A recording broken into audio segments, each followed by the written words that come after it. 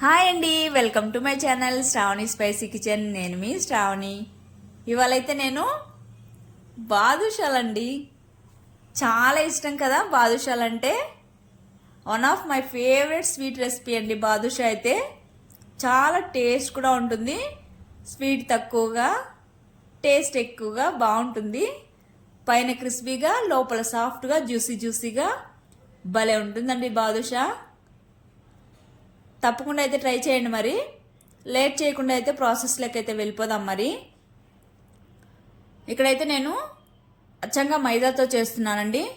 గోధుమ పిండితో కూడా చాలా బాగుంటాయి. మీకు ఏది కావాలంటే ఆ పిండిని యూస్ చేసుకొని ట్రై చేయండి. ముందుగా అయితే ఒక బౌల్ తీసుకొని 1.5 కప్పు మైదా వేసుకుంటున్నాను. మైదా వేసుకున్న తర్వాత ఒక పావు స్పూను వంట సోడా, 1/2 స్పూను బేకింగ్ సోడా వేసేసుకొని పిండిని బాగా మిక్స్ చేసేసుకోవాలి. మిక్స్ చేసేసుకున్న తర్వాత ఇందులోకి ఒక పావు కప్పు డాల్డా అండి. డాల్డా బాగా వేడిగా ఉండాలి. మీరు డాల్డా లేదు అంటే ఆయిల్ అయినా యూస్ చేసుకోవచ్చు. డాల్డా వేయడం వల్ల అయితే టేస్ట్ ఇంకా బాగుంటుంది. వేడివేడిగా వేసిన తర్వాత అయితే ఒకసారి స్పూన్తో కలిపేసుకోవాలి. తర్వాత వేడి చల్లారాక చేత్తో మొత్తం పిండి డాల్డా మొత్తం కలిసిపోయేలాగా మిక్స్ చేసేసుకోవాలి.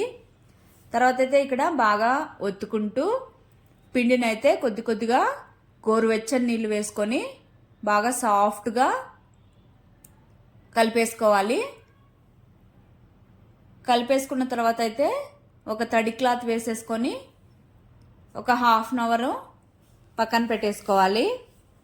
తర్వాత అయితే ఇక్కడ పాకం కోసం అయితే 1.5 కప్పు మైదా తీసుకున్నాం కదా, అంతే కొలతలతో 1.5 కప్ షుగర్ తీసుకొని 3/4 కప్పు వాటర్ వేసుకోవాలండి. వేసుకున్న తర్వాత షుగర్ అంతా బాగా కరిగిపోయేంత వరకు ఇలాగ కలుపుతూ మంటనైతే లో ఫ్లేమ్లోనే పెట్టుకోవాలి.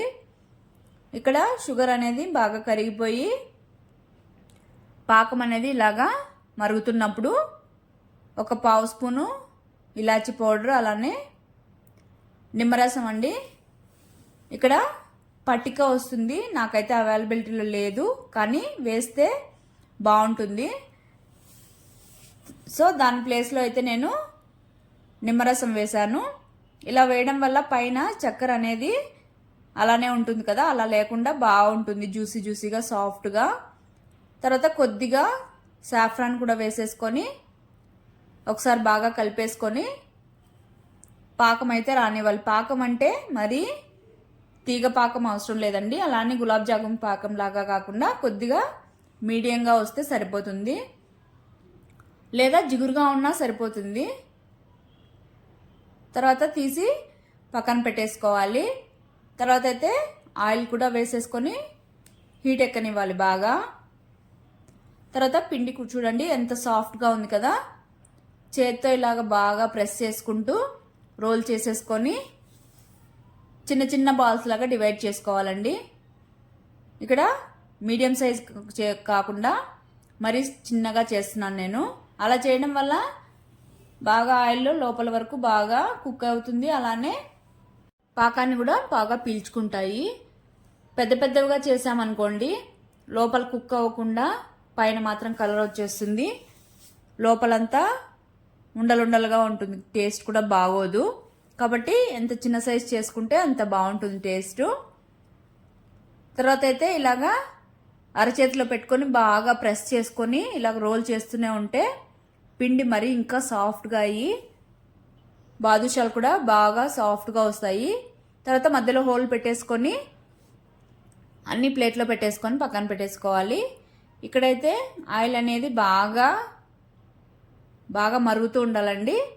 అప్పుడైతే స్టవ్ ఆపేసి ఈ బాదుషాలన్నీ 1 by 1 అన్నీ వేసేసుకోవాలి. వేసేసుకున్న తర్వాత ఇవి బాగా కుక్ అయిపోయి అన్ని పైకి తేలుతాయండి. ఇలా వచ్చినప్పుడు మళ్ళీ స్టవ్ ఆన్ చేసేసుకొని మంటనైతే లో టు మీడియం ఫ్లేమ్లోకి అడ్జస్ట్ చేసుకుంటూ బాగా లోపల వరకు కుక్ అవుతాయండి. లేదంటే హై ఫ్లేమ్లో పెట్టారనుకోండి సరిగా లోపల కుక్ అవ్వదు, పైన మాత్రం కలర్ వచ్చేస్తుంది. కాబట్టి లో టు మీడియం ఫ్లేమ్లోకి అడ్జస్ట్ చేసుకుంటూ ఈ బాదుషాలని ఎర్రగా ఇలాగా ఫ్రై చేసేసుకోవాలి. ఫ్రై అయ్యాక వేడిగా ఉన్నప్పుడే పాకంలోకి వేసేసుకోవాలి. అప్పుడే పాకం అనేది బాగా అబ్జర్వ్ చేసుకుంటాయి బాదుషాలు. ఇలా వేసేసుకొని అన్నీ ఒక 20 to 30 మినిట్స్ అలాగా పాకంలోనే ఉండనివ్వాలి. వెంటనే తీసామనుకోండి పాకం అనేది పీల్చుకోవండి ఫాస్ట్గా.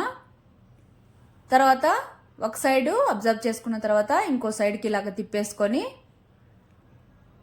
ప్లేట్లో తీసేసుకొని సర్వ్ చేసేసుకోవడమే. టేస్ట్ అయితే భలే ఉంటాయండి. పిల్లలు కూడా బాగా ఎంజాయ్ చేస్తారు. ప్రాసెస్ కూడా పెద్ద కష్టమేం కాదు, ఈజీగా చేసేసుకోవచ్చు. తప్పకుండా ట్రై చేసి మీకు ఎలా వచ్చిందో కామెంట్ చేయండి. అలానే నచ్చినట్టయితే మన ఛానల్ని అయితే సబ్స్క్రైబ్ చేసుకోండి. Okay, bye. Thank you for watching.